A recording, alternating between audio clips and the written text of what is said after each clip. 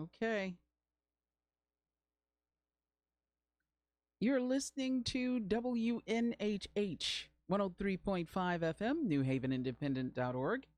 Welcome to another edition of the show. My name is Michelle Turner, and I have the good fortune of being its host. In the station, in the studio with me today is Jill Marie Snyder, and she's going to talk to us about how you do family research and a book that she put together based on her parents' love letters. And we're going to kind of sidebar a little bit to something that she's doing right now, which is the community healing. There you go. And when you got out of corporate, what made you decide to do a family history? Was it something you'd always wanted to do, or did your family have this going? What was your motivation? It really began after my mother passed, and Mm-hmm. I found that she had kept the love letters that she and my father had written to each other in the 1930s. Wow. And I really wrestled for a couple of years whether to even open a letter and read it. And finally decided I would peek at the first letter, and I was hooked and read them all and decided it was my duty to preserve the letters in some way. I thought they were important, and decided to put them together a book. And I thought the book needed to people needed to know about the family to understand their relationship, and started digging into family history, and it really turned into a personal journey. Now, why were you reluctant? Because it was your parents? It was my Because you thought it parents. was Yes. private? I thought they were private. I didn't know, what the contents were. I wasn't sure what to expect. And it turned out that they were just lovely, sweet letters to friends sharing what happened during their day. And over time, it's obvious the affection between them grows until uh, after nearly 200 letters, my father finally asks my mother to get married. And the Wow. letters end right before she goes. He lives in Harlem, and she's in Pennsylvania. And the last letter is her telling him what time her train arrives. Oh, that's so nice. Yeah. So it seems like your family has an interesting history anyway, Yes. just from your dad being in Harlem Yes. and the time period that he's in Yeah. Harlem. He You was in know, Harlem in Harlem's heyday with all the ballrooms and the people mingled a lot more. There was we weren't everyone wasn't at home watching television right? Or playing on their or phones, playing on right? their phones. So their social lives. Both of them were very active. It was a different time. Now, your mom was in what part of Pennsylvania? She was in a town called Wilkes-Barre, Pennsylvania. People Yes. may have heard of, Mm-hmm. small coal mining town in northeast Pennsylvania. But back then there weren't highways like we have now. Right. They didn't own a car, so it was a 12-hour bus ride to get from Wilkes-Barre to Harlem. So the obvious question is, how in the world did they meet? But I want to talk a little bit about your mom's side of the family because it seems that both of your parents had sort of a extended and wonderful history. Yes. So your mom's people, were they always in Wilkes-Barre or did they travel from elsewhere? Well, the um, relative that I know the most about going back into the 1800s is Henry Jones, Mm-hmm. and his obituary in 1882 Get closer. records some details on his life, that he was born enslaved in Winchester, Virginia, on a Mm-hmm. plantation in Winchester, Virginia. Wow. And when he was about 20, he escaped. And the obituary outlines his route of going. It says that he went through the mountains and swamps of Maryland and Virginia. Wow. He made his way all the way up to Elmira, New York, and then came back and resided in Catawissa, Pennsylvania for many years, a very tiny town that was established by Quakers. Yeah, and nobody would think to look for Look, him there. Well, there's some suggestion by local people that he was actually recruited there to be a conductor on the Underground Railroad because the Catawissa sits on a creek that feeds the Susquehanna River, Mm-hmm. and that was a popular route to go from Maryland and Virginia. You could follow the river north to Pennsylvania. Wow. So I haven't found any documentation, but I have found suggestions in material that he And was I'm sure you're recruited to go looking. there. I'm Yeah. looking, yes. I'm sure you're looking. So 4 generations of my family are buried in the Quaker Cemetery in Catawissa, Pennsylvania. Wow. How'd you find that out? Was My, that documentation as well, like through letters or the obituary? my How'd family, that process my happen? family went to visit when I was a child, and Mm-hmm.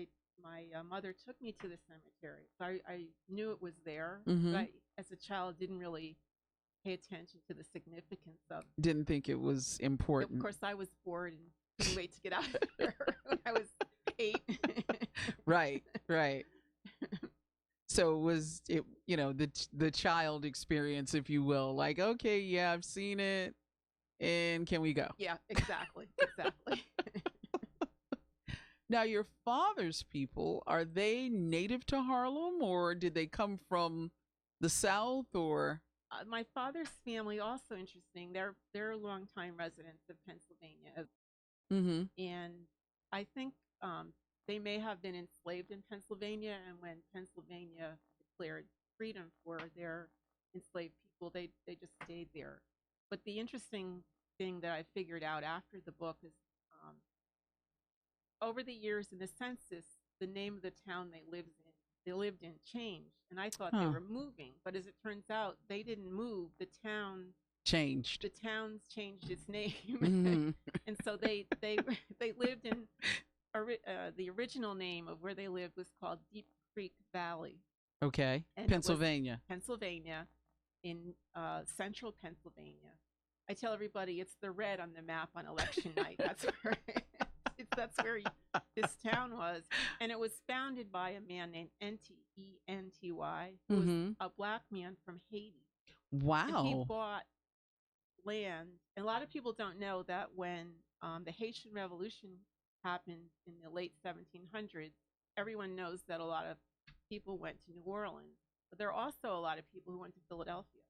Yeah, because that was abolition Right, headquarters, exactly. so to And speak, so somehow he made his way and bought this land, and it became an enclave of black families who that ended up being in this in town. this town.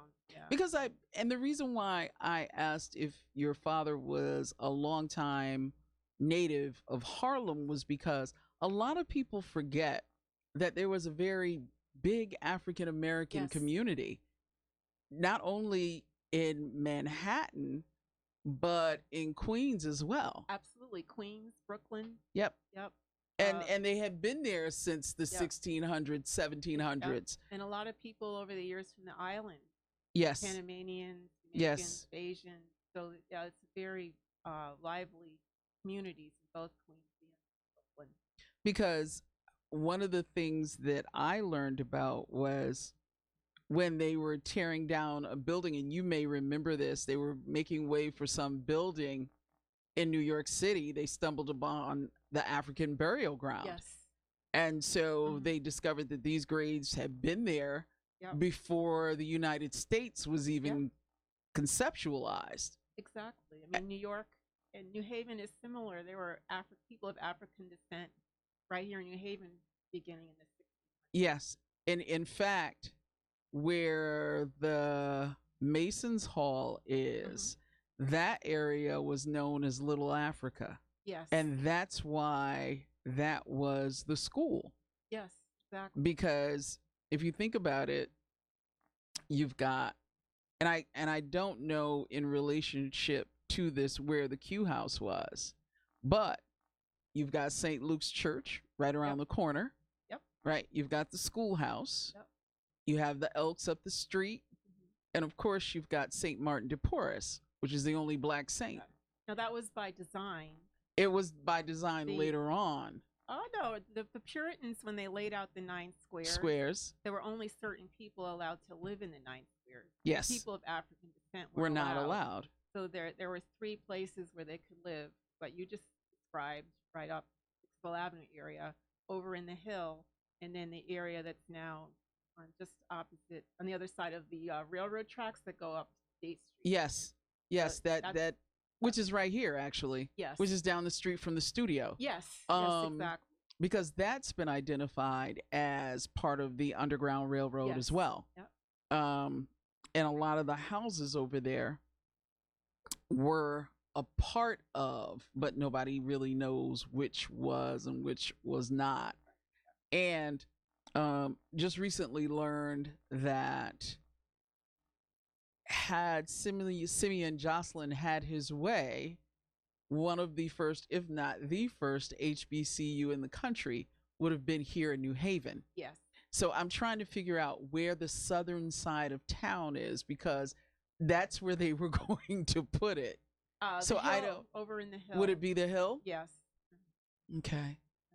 So and that in itself is a very interesting. There's a lot.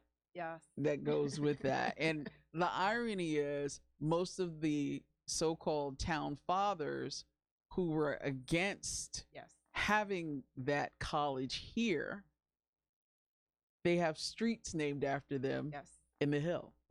Yes. There's a great book. It's out of print, but you can find it at secondhand stores. It's called New Haven Negroes. Yes. And it was written by a Yale professor named Warner. Yes. And he goes into great detail in the history that you're talking about. Mm-hmm. I'm familiar with it. Know the book well. Yeah, very familiar with it. Even though that was, I won't talk about how many years ago, but I won't mention how many years ago I read it either. Yeah. Because I was in high school, so I won't go there. But New Haven has a very long and storied history with African Americans, and so do many most cities in the north. Yeah, because I think what surprises people, what really gets people's attention, is that these people worked on wharves.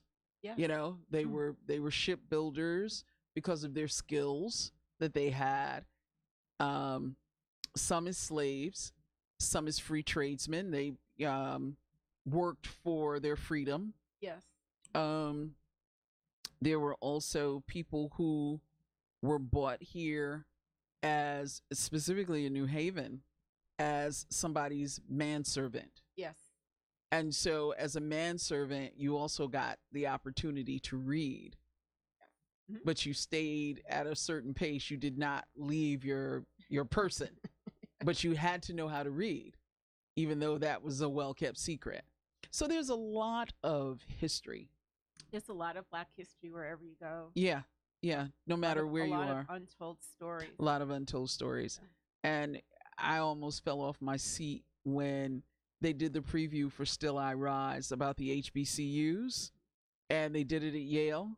And so they showed that clip, which they did not use in the movie, about the HBCU possibly being the first here. And instead it was Cheney State. And there's never been a Black college in Connecticut. At all. We all know the story about the school, the girls' school, which was burned to the ground. Exactly. And what she tried to do. And so to find out about this HBCU is just mind-blowing. There's also, I can't think of the town. It's a shoreline town. But there was a benefactor to one of the HBCUs. I think his last name is either Daniel or Danielson. And so he created an endowment, which still exists to this day at that particular school in the South.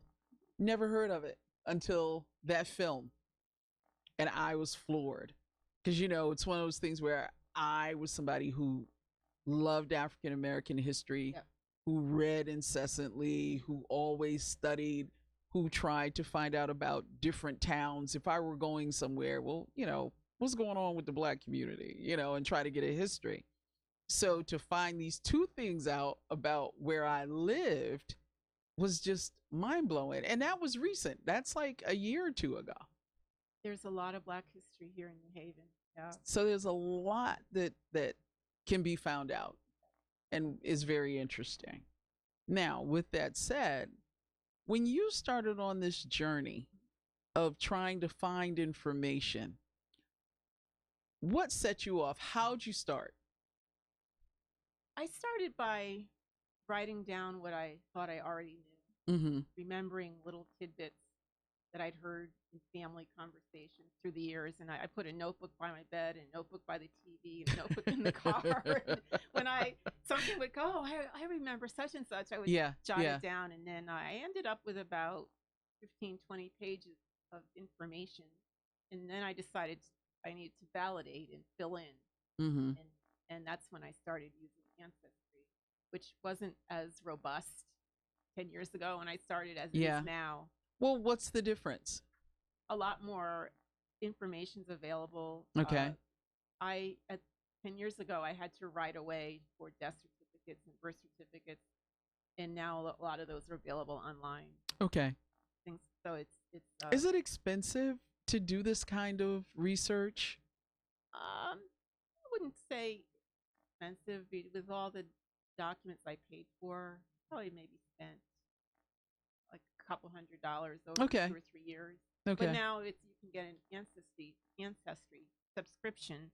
And a lot of it might be comes to you through that. Yeah. Okay. And when you started to compile this, how'd you feel? Were you overwhelmed at first, or it was like, oh, good, and you looked at it as if it were putting together pieces of a puzzle? It was fun because one of the first things I found, one thing you can do in Ancestry is look for other people who are researching the same people that you're researching, and immediately someone popped up who was researching Henry Jones, I mentioned earlier. Oh, okay. And my name at the time in the Ancestry handle, if you will, was Brooks Girl, which is my mother's maiden name. Okay. And I knew people would, if they were family, they would recognize that. So I sent a note to the person who was researching Henry Jones and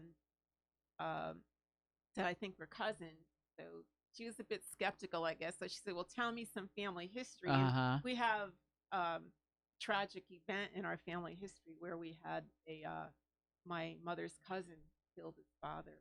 Ooh. So I said to her, well, I know about Frank Jr. killing his father. And she wrote back, yeah, we're cousins. Just that simple, right? Just that simple. So we ended up arranging a family reunion and getting together in Pennsylvania. And I met a lot of, when that incident happened, the families kind of split.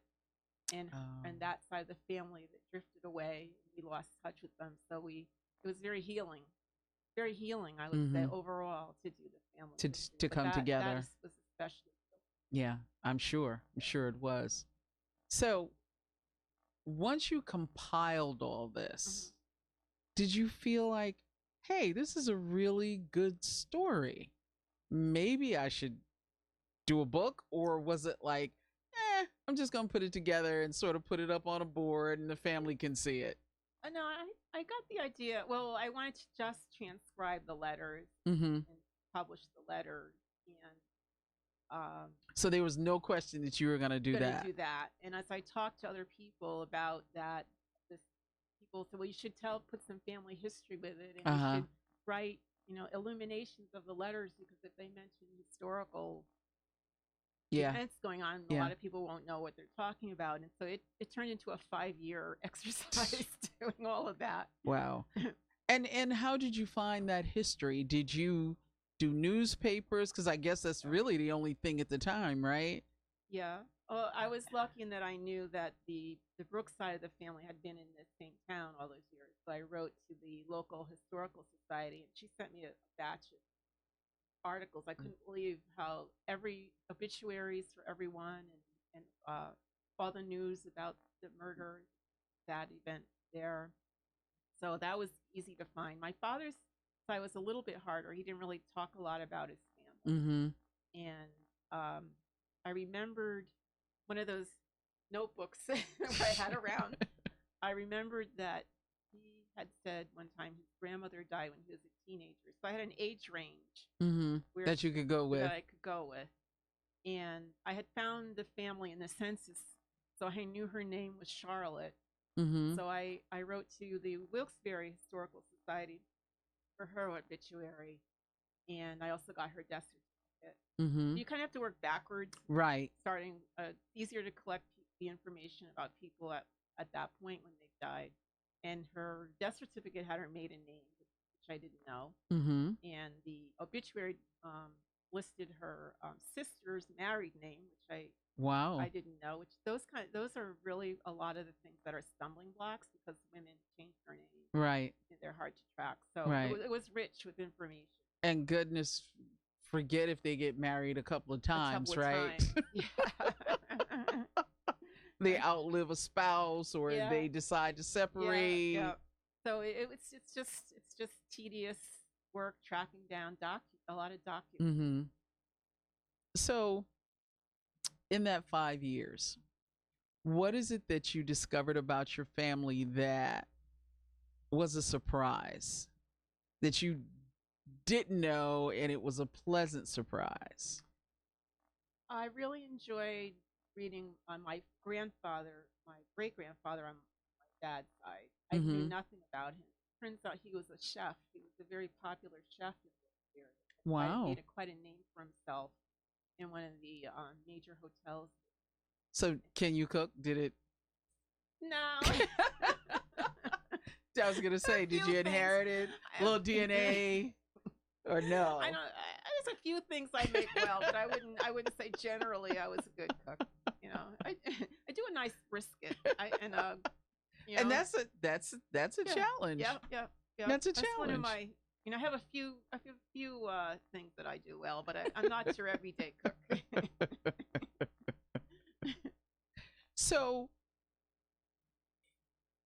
you get to the point where you've got the 5 years worth of information.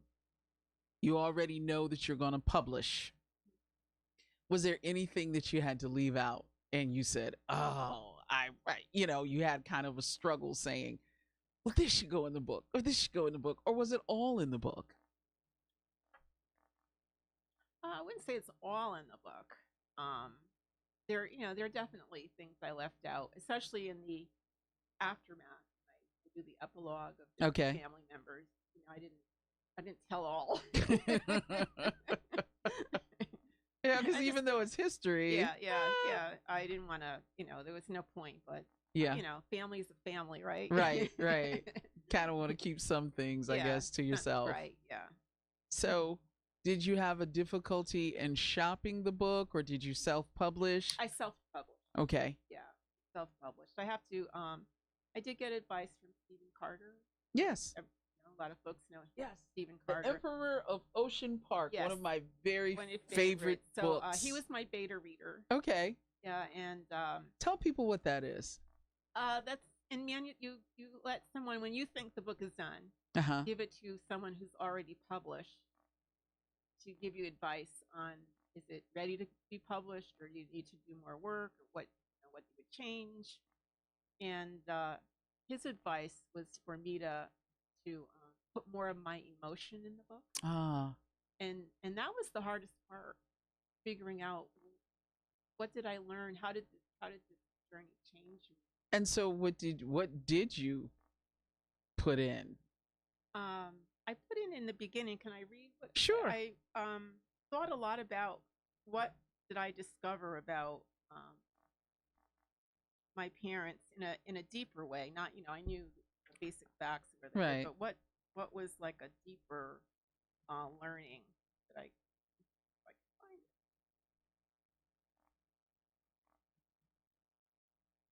Well, what I wrote was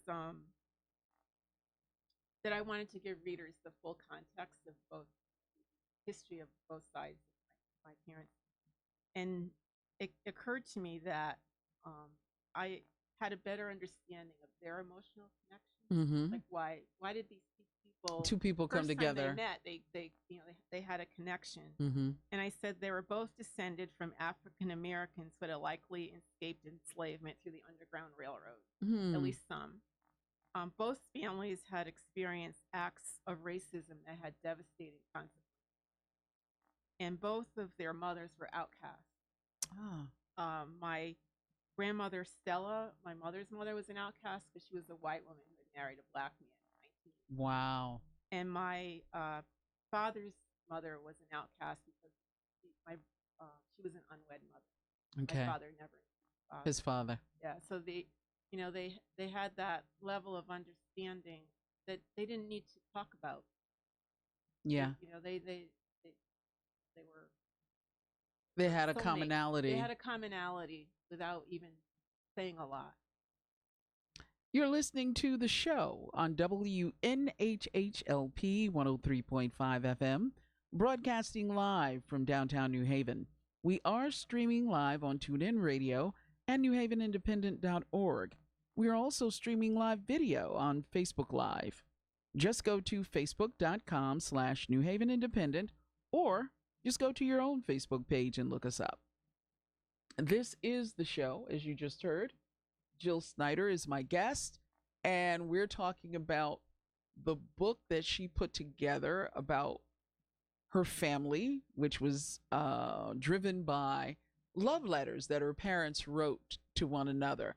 And what's the title of the book? I'm so sorry, I meant to ask you that earlier. Dear Mary, Dear Luther. Okay. And she's self-published. Yes. So we're talking a little bit too about the research that went into this book as well. So how did they meet? They had this commonality. They met. They were paired in a wedding. Really? Yeah. He was a bridesmaid and he was a groomsman. Yeah. Yeah. And that's how they met at a church. Uh-huh. Yeah. Was it Local Pennsylvania AME church, yes. or The local Bethel AME church in Wilkes-Barre, Pennsylvania. wow? And then they of course they were in a sort of a same circle. Mm-hmm. So there was a difference in their ages, so they hadn't met before that, but they knew a lot of the Same people. Now, was she older or he older? He was 7 years old. Okay. Because sometimes the women are older. Yes, absolutely. Sometimes that does happen.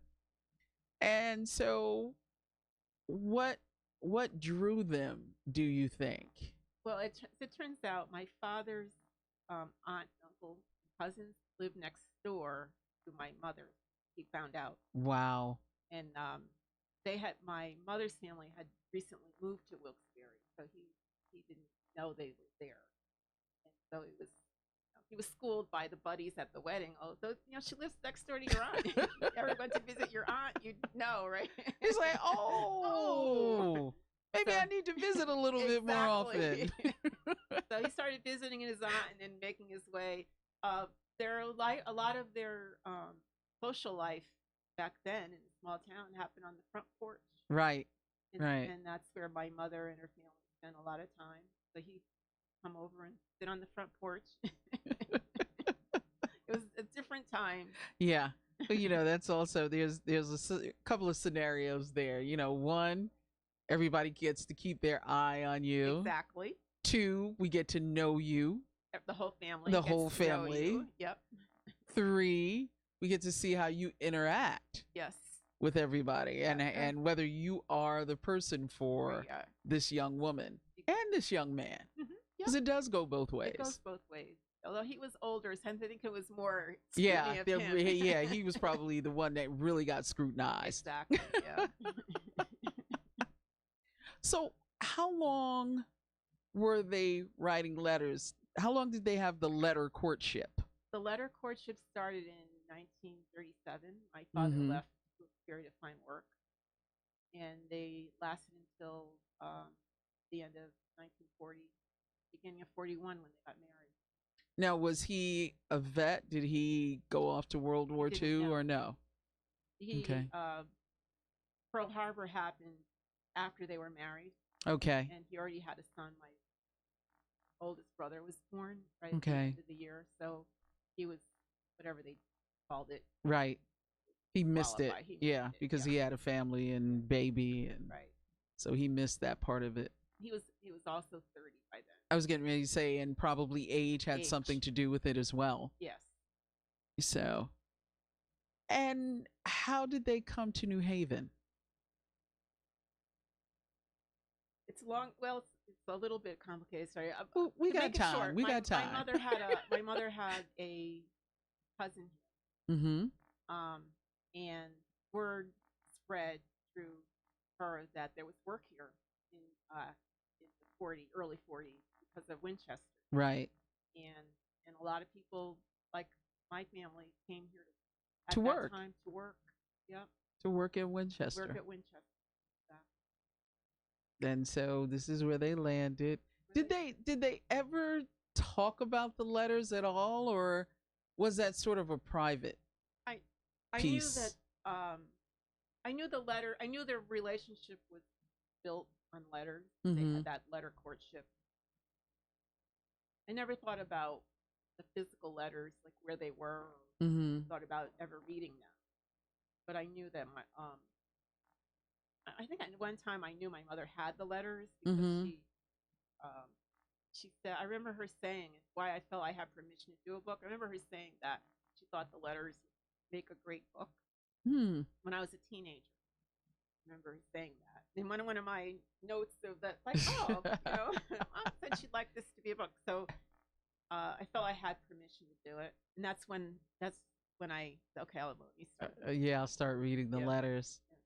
And did you get a different? Well, you would get a different side of your parents, right? Yeah, especially Because my they're young. father. They're young, but my mother's personality comes through in the letters. It's Mm-hmm. a lot like I remember her, but my Mhm. father was very quiet around the house. He was more of a doer than a talker. Yeah. Yeah. Yeah. And I think that's how a lot of men show their love, right? They do Right. stuff rather than Right. Then So- talk about it. talk about it. So he's he's very verbal. He's a wonderful writer, and that really surprised me. Yeah. I was gonna say it seems like that was something that was really a surprise to you. Yes, yes. Yeah. Now, how well were they educated? They were both high school graduates, Okay. but they when you read the letters, they obviously were well educated. Well educated people. Yeah. And you showed me. Now, a little backstory here, folks. I went to your church, Yes. Dixwell Congregational, and you had a display. Yeah. And one of the things that was displayed was this lovely large diploma. Yes. That was your Grandfather. dad's? No, Was that your was my mother's- grandfather's? Yes, my mother's father from 1899, high school diploma. It's beautiful. Beautiful. But that also shows the importance of education to your family. Yes. I think to me, that's what it represented. Yes. And he actually attended Howard for a year, but then Mhm. his father died and Had to come home. he had to come home. Yeah, Education. is important because it's beautiful. And then, do you have some of the pictures in the book that you had Yeah. on display? I have pictures in the book. I have some of them. Trying to remember the display. Yes, the pictures I had there are also in the book. Now, how far back do the pictures go? Oh, there's one of my great grandmother that's they're in long gowns. So I think Mhm. it's Beginning of Probably the 20th century. beginning of the 20th century. Mm-hmm. Mm-hmm. And in putting this book together after 5 years, were you nervous about it? Were you reluctant to kind of let it go? Yeah. Because it had been so close to you for so long. Yeah, I was.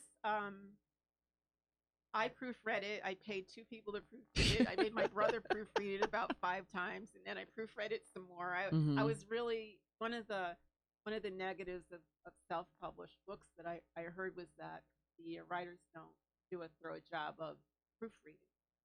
And I actually approved the book to be released and then pulled it back because I found things that were wrong. And so it's yeah, it was my baby. It was hard to let go of my baby. And what advice would you give someone who is beginning this process? What would be the first thing that you would recommend if they were looking for family artifacts or just trying to research family? What would you suggest? I would suggest starting like I did. Write down what you already know, Mm-hmm. because you probably know a lot more than you realize hearing things, family conversations, and then use documents and ancestry.com to validate and on that information. What I hear a lot from people is that they collect a lot of documents, they print out page after page from Ancestry, and then they don't know what to do with it, Yeah. and they Right. stop there. Right. And so I say start writing first, because writing is the hardest part. Mm. Even writers hate to write. Shh. Don't tell. Don't tell. tell. Don't tell. So just get a notebook and write down. And then the other thing is, you don't have to go, for a full book like I did. Yeah. But there are other How ways. many pages? It's because of the letters. It's over 300 pages. Oof. So I started each letter on. That's a new kind of page. ambitious for the first time. Yeah. A little ambitious. Yeah. But you had a story to tell. I had so a story to tell, and a lot of it is just transcribing the letters. yeah. But I've seen people that just ask members of the family write down a story you read, Yeah. and then they put that into a notebook and make copies for everyone. Yeah. Or you can create a family Facebook page. Which is, I've done. I have a private family Facebook page. Yeah. So as I was working on the book, I shared Different snippets things. of letters and Mhm. pictures with the family. Yeah. So Close. there are other ways to share the information. The other, what I hear a lot is, I have all this box of stuff. I don't know what to do with it. The other Mhm. thing I hear a lot is, well, Auntie has all the family pictures and she won't share them. Yeah. Yeah. So you want to offer to take a few pictures at a time and digitize them. And, Yeah. and give them back right away. And then Auntie starts to trust you with the pictures. Yeah. It's a And- good idea. Yeah, and get them digitized, and again, find a way to share them. It sounds like a wonderful book. So Thank thank you. you for coming in to talk about that. Oh, you're welcome. It's really, really special. Want to get community health in, Community Healing Network. community healing network in before we wrap things up. So you're on the board, I'm on the board. I've been on the board since the beginning of the organization. and tell a little bit about what it does, because I think in a way it connects It to does the book. connect, because I was on my healing journey with the Community Healing Network at the same time I was working on the book, and the Mhm. two things connected. Melded. Yeah. Well, the Community Healing Network is, our vision is that Black people heal from the devastating effects of racism and bigotry. We want a world where everyone is flourishing Hmm. and reaching their full potential. It's a big, broad goal, and our mission is to mobilize people to heal, and we have worked very closely with the Association of Black Psychologists Mhm. to create a healing model that we call emotional emancipation.